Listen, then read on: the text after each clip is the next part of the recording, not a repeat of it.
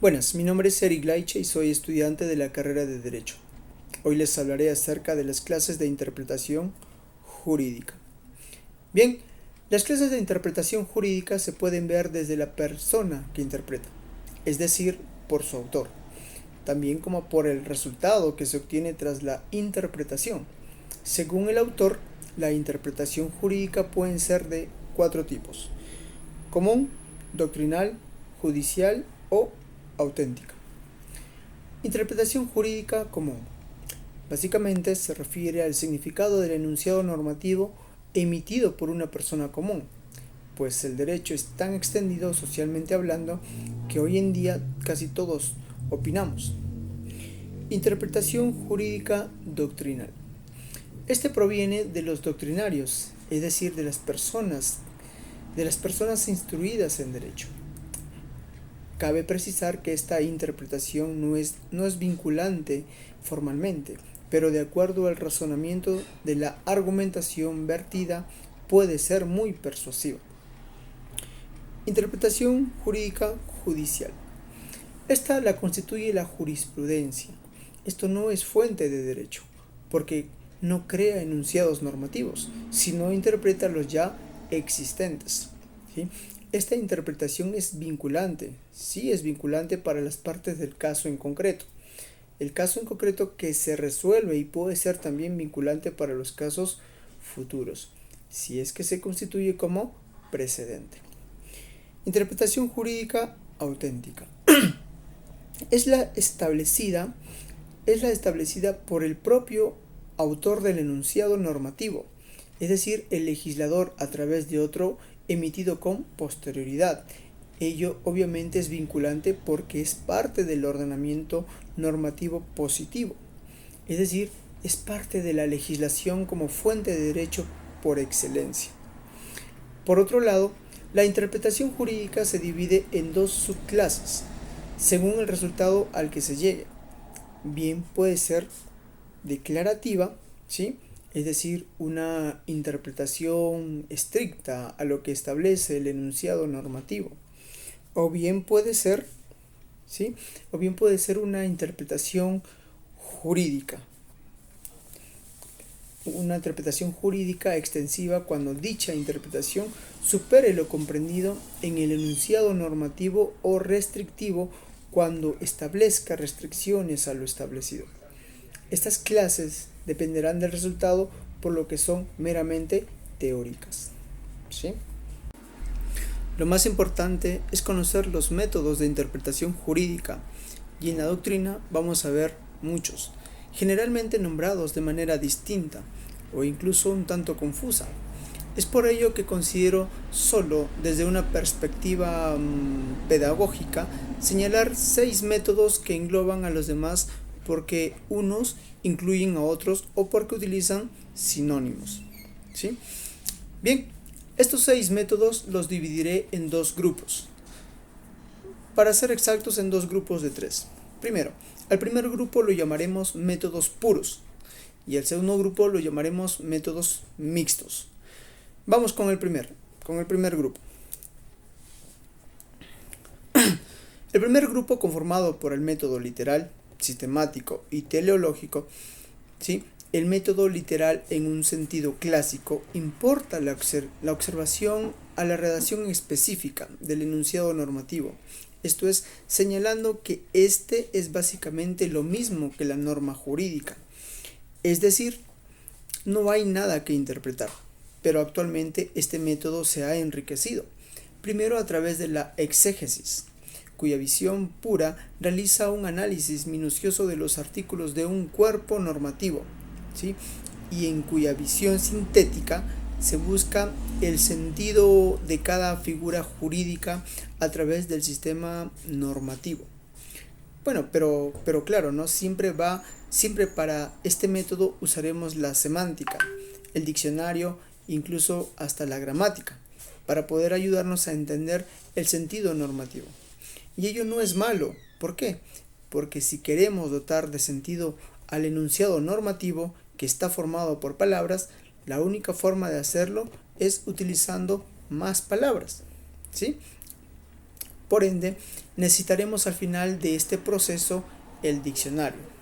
Bien, el segundo método de este grupo es el método teleológico, aquel que busca la finalidad, es decir, la ratio legis, la razón de ser de la norma desde una perspectiva finalista. Estos fines deben extraerse de la propia regulación que sustenta el enunciado normativo. Y como bien sabemos, una norma jurídica se sustenta siempre en otra de mayor rango normativo. Bien, el tercer método es el método sistemático. ¿Sí? Es el método sistemático, aquel que ve a la norma jurídica entrelazada con otras normas. Por tanto, para saber su contenido es necesario entenderla como parte de un todo, y ello guarda relación con los otros dos métodos si es que en realidad estos métodos deben ser utilizados conjuntamente, no de forma separada, porque se vinculan y se necesitan mutuamente para arribar a un resultado coherente con el sistema normativo. Así que, ahora bien, algunos doctrinarios consideran al método de la interpretación constitucional, pero este estaría comprendido en el método sistemático, ¿sí? Pues al considerar el sistema jurídico, también incluimos a la Constitución como base y sustento del ordenamiento normativo interno. Es preciso aclarar que las normas constitucionales tienen sus propios principios de interpretación, así como también los derechos fundamentales, ¿no? Pero eso mejor lo dejamos para más adelante en otra exposición. Así que el segundo grupo está comprendido por los siguientes métodos de interpretación, ¿sí? Primero el método psicológico, el método histórico y el método sociológico. El método psicológico persigue la voluntad del legislador, es decir, busca la interpretación del enunciado normativo según los intereses propios del legislador. De ahí vemos que esto es muy difícil. En primer lugar, ¿por qué? Porque no es un legislador. Actualmente en Perú son 130 congresistas quienes votan en teoría la aprobación de leyes y cada uno de ellos debe tener una voluntad propia. Y en segundo lugar, porque la norma jurídica es un ente ajeno a la voluntad personal, que se analiza con coexistencia con las demás normas jurídicas y no de una forma antropomorfizada, ¿no? Antropomorfizada, al querer incluir el espíritu del legislador y no el de la norma. El segundo método es el método histórico, aquel que considera a la norma jurídica como el resultado de un proceso dentro de un contexto histórico. Aquí ya no se busca el ratio legis, entendida como la razón de la norma, de acuerdo a los fines pretendidos por el propio sistema normativo, sino se busca la vocatio legis, entendida como la causa de aprobación normativa, es decir, la voluntad objetiva de por qué se aprobó dicho enunciado normativo. Para ello sería necesario realizar una investigación histórica de las causas. Sin embargo, las normas jurídicas como producto interpretativo se aplican a casos actuales, por tanto se interpretan bajo contextos del hoy, en concordancia con la normativa vigente y que le da sustento básicamente. El intérprete no es un arqueólogo, ¿sí? Es importante saber los antecedentes normativos, porque ello no implica que una norma pierda sentido si es que las causas por las que se emitió hoy son distintas. Si dentro de un criterio sistemático la norma es perfectamente válida y aplicable, pues puede perseguir fines que en tiempos pasados, al momento de su omisión, ni siquiera pudieron ser imaginados, ¿sí? Asimismo, lamentablemente a veces más leyes se emiten por causa de favores políticos. Hemos visto cómo se maneja esto en la sociedad, ¿no? Donde los lobbies que de ninguna manera podrían sustentar jurídicamente una norma jurídica. Volviendo al argumento anterior, el enunciado normativo se tiene que interpretar de acuerdo a la consistencia con las normas jurídicas que le dan sustento a esto.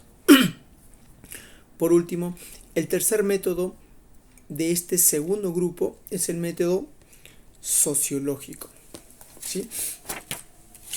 Aquel a través del cual el intérprete jurídico se convierte en un ingeniero social que dota de contenido normativo a los enunciados normativos, no basándose en el sistema normativo positivo, sino en criterios políticos sociales, buscando soluciones que le parecen más justas.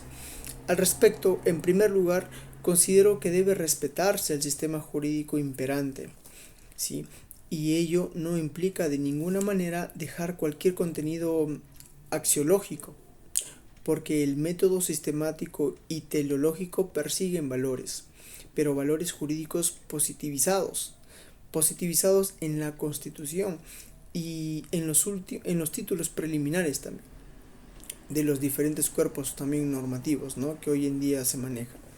Y en segundo lugar, porque es peligroso, sobre pretexto de buscar la justicia, se impregnan de criterios subjetivos políticos o sociales de cada juez.